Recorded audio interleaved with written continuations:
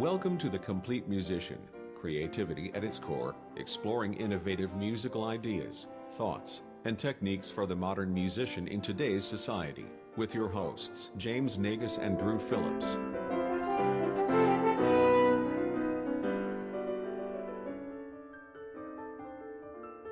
Hey everybody, and welcome to another episode of the Complete Musician Podcast. I'm Drew, and this is a weird podcast because I'm the only one here. James is off on a whirlwind adventure, and he will bring back many stories, I'm sure.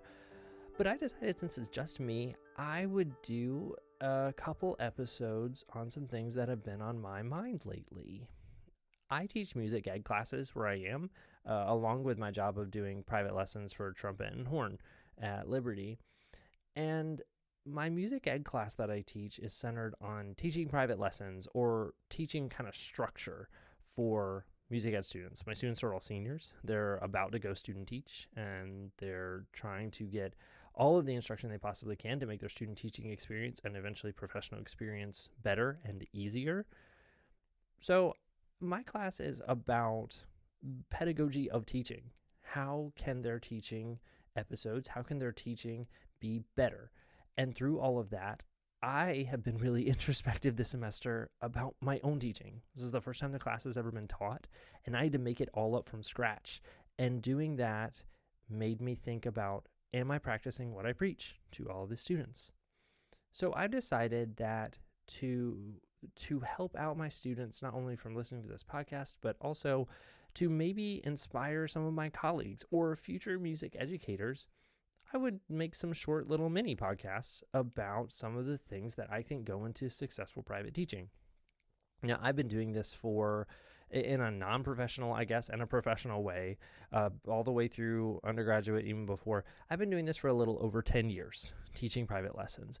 And while I learned a lot in school, I definitely learned a lot when I got out of school and started doing this for a job. And I want to emphasize that I do not know everything, and I will never claim that. I love learning from my colleagues. I love learning from people, and I'm constantly learning and adapting to things that I see and hear that I want to include in my own teaching. So this is not like a do this kind of thing. It's more of these are some things that I found really work, and I would love for you to chime in and give me your insight. Each of these short little podcasts is going to be separated into one of 5 sections. The 5 sections that I'm separating them into are planning, communication, instruction, assessment and evaluation, and sequencing. And those are just big categories that I came up with that I'm explaining and describing to all the students that are big categories of things that go into a successful private lesson. They have lots of things underneath them, of course, like that's just an overall banner, but we talk about the things that go into all of those different topics that can improve your private teaching, or are elements, or what are the elements of these things that you could include and could think about. So through all of this, I really examined my own private teaching, and I think things have really improved because I've learned by talking about them and describing them, things that I could do better and things that I'm doing that have been successful that I want to continue. So let's get into it on the first one. The first category is planning. Every private lesson, it must be planned, right? It's got to have a structure and a plan to move really smoothly. I don't ever want to be that teacher that just brings a kid in and every single day I don't know what they're going to do. Planning is organization, obviously. You have to know what a student is working on to be able to plan for what they're doing. With first-time students, that's really hard, but there are certainly things you can do to make first-time teaching easier, especially if you're beginning a student for the first time. And we've all had to do that. Teaching a first-time horn player or a first-time whatever player. We all have to do that. So we can certainly plan before that. And there are lots of things that you can plan before a student arrives, like you can plan what activities you want the student to engage in or what they should expect to engage in. You can plan the purpose of every activity. You can plan how to explain and execute your activity. You can plan about what materials you'll need. You can plan your direct and precise instructions to accomplish your specific objectives. And you can plan your procedure that accompanies every single activity. That falls under a lot of the instruction category. That's going to be in a future podcast, but those are just things you can plan. Every private lesson needs a structure because a student needs to know exactly what to expect when they meet you for their private lesson. I can say that my first few private lessons I gave when I was younger, I didn't really do that. A student came in for me and I just thought, well, what do you want to work on? And that's not how private lessons were structured when I was an undergrad or master's or doctor or anything. That's not how my teachers did me. So why would I do that with them, with my own students? That's, silly. And it took a little time to realize that. I've taken a lot of lessons with a lot of different people, but the best ones I always knew what to expect, even if it was a first time. And the way I knew what to expect is because the teacher told me. They told me the specific objectives and the specific goals that we were going to work on together, even if it was a first time. And I think that's really, really important. But I'll get at that in just a second. So, a structure. One of the ways that I organize my structure is by keeping an online notebook for every single student. There are lots of different ways to do that out there. For my school, we use Microsoft, the Outlook thing for email. And attached to that Microsoft thing is this program called OneNote, and that has notebooks online. That makes it really easy. I have a notebook for every student and a page, so every time they come in, I type what we worked on and then all of their assignments. That helps them keep organized. It also helps me keep organized because I can go, okay, we did this, this, this, and this. So next lesson, we're going to hear this, this, this, this in this order. That's really great. I also personally like to schedule my and structure my private lessons by doing the first thing. Usually I do overtone series activities with no music, and then we go into etudes, then we do solo literature, and then we leave time at the end for transposition, sight reading, that kind of thing.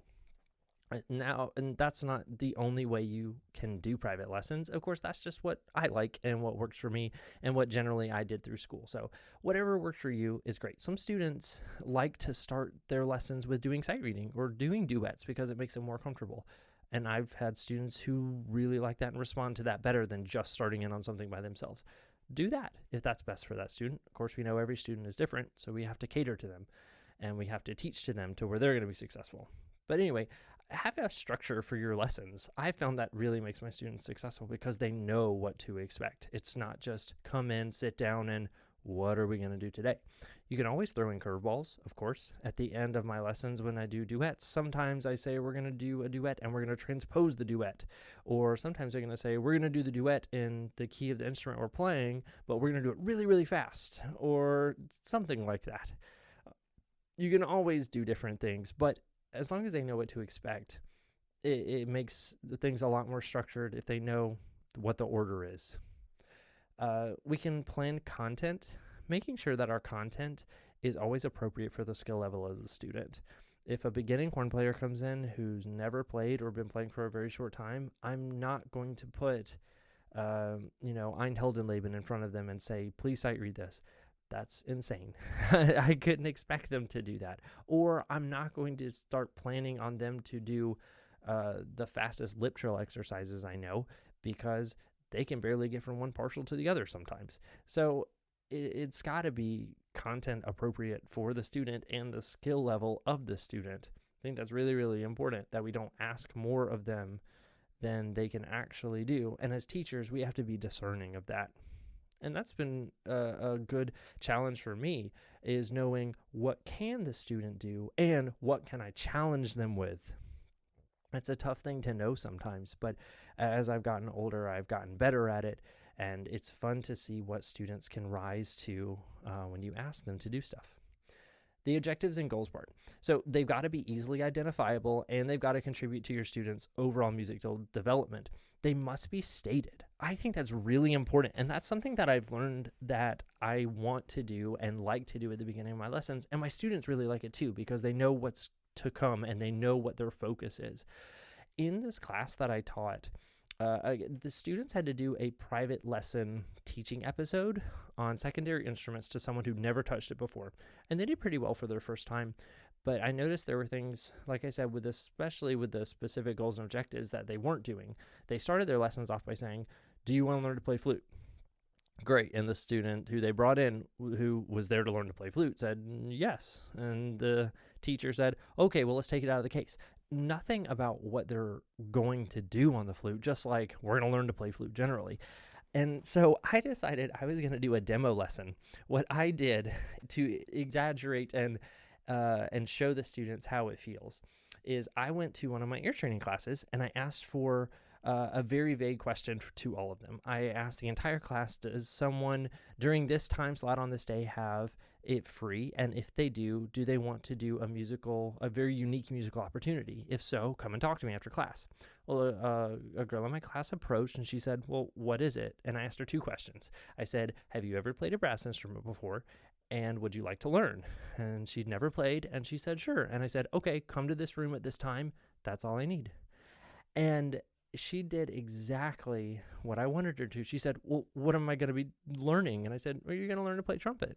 And she said, well, who's going to teach me? I said, me. And she said exactly, again, what I wanted her to say and what goes through the mind of every student who doesn't know the structure or what their goals are or what is going to happen in the lesson. She said out loud, I'm nervous. And when we got to the private lesson and we sat down in front of the students, in front of the music ed majors in this class, I said, okay, to the student, I said, today we're going to learn how to pick up, hold the trumpet, and make our first sounds on the instrument. And just knowing those things, all of the music ed students said that she visibly relaxed. She didn't even remember that she said she was nervous, but she told me afterwards that, yeah, I felt like I knew what we were doing. So I think it's really important that we tell our students right when they come in what they're going to be working on and what they're going to be focusing on. And if we don't, then sometimes that can waste more time in a lesson because then we have to instruct them on every little thing instead of giving an overarching goal for the entire lesson. I've learned that's another thing that objectives and goals can do, is you can make your entire lesson one overarching goal.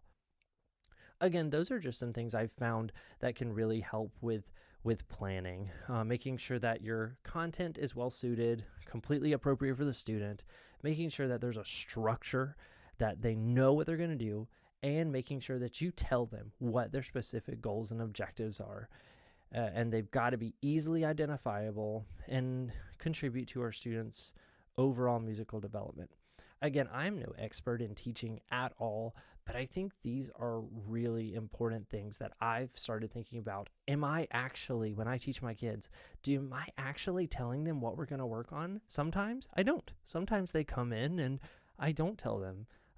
And honestly, if I think about it, I spend a lot more time talking in those lessons because the students are only focus on something after I say it, instead of if I say it at the beginning of the lesson saying, this is our goal. Anyway, so those are some things that I thought about when it comes to planning a private lesson.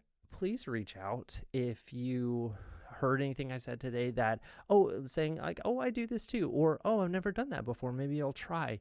And if there are other things in your lessons that you plan, or your rehearsals, or anything that you plan and you think would be helpful for me or helpful for anyone else, please let me know. I will share them and we can all learn in this community together.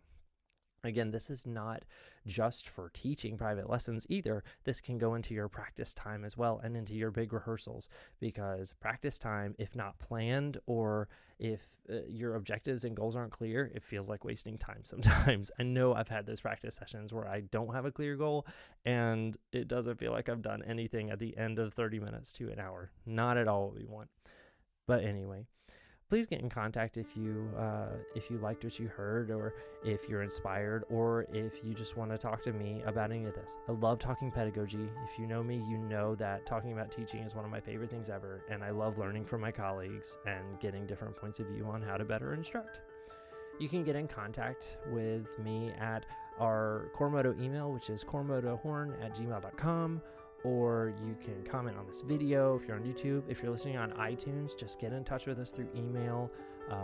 Or you can email me personally at my personal email, which is aphillips527@gmail.com. Other than that, I'll be back with more commentary on lessons in the different categories. This was on planning. The next one will be on communication in private lessons. And again, please get in contact. Leave us a review on iTunes. Subscribe to us. Like us on Facebook. We're going to put out new content soon. And thanks for listening.